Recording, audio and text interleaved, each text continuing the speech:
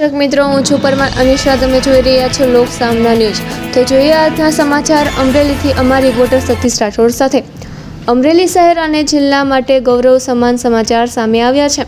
Civil હોસ્પિટલમાં cancer સારવાર વિભાગની શરૂઆત થતાં હવે કેન્સરગ્રસ્ત દર્દીઓને પોતાના જિલ્લામાં જ વધુ સારી અને સુલભ સારવાર મળી શકશે.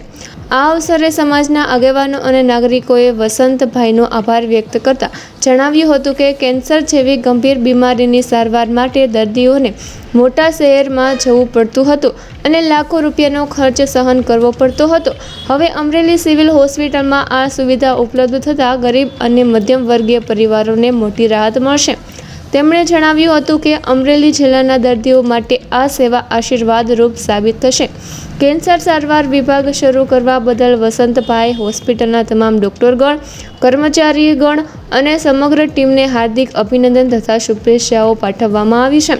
સ્થાનિક નાગરિકોએ આશા વ્યક્ત કરી છે કે આ નવી સુવિધાથી અનેક દર્દીઓને સમયસર અને ગુણવત્તાયુક્ત સારવાર મળશે અને અમરેલી જિલ્લાનું આરોગ્ય ક્ષેત્ર વધુ મજબૂત બનશે.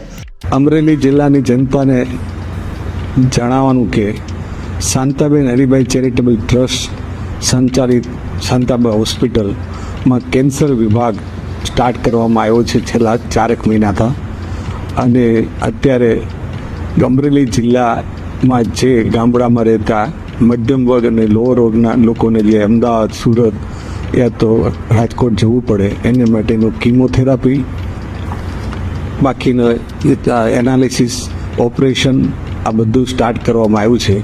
તો એક શાંતાબા હોસ્પિટલ જનરલ હોસ્પિટલે એક નવું સુકાન સારું કામ કરવા માટે વિચારી રહ્યો છે અને એમાં અમને ખૂબ સારી સફળતા અને દર્દીઓને લાભ મળે એની સેવા કરવાનો મોકો અમને મળ્યો છે પ્રભુની કૃપાથી. અસ્તુ જય. તો ફરી મળીશું એક નવા સમાચાર સાથે. ત્યાં સુધી જોતા રહો લોક સામના ન્યૂઝ.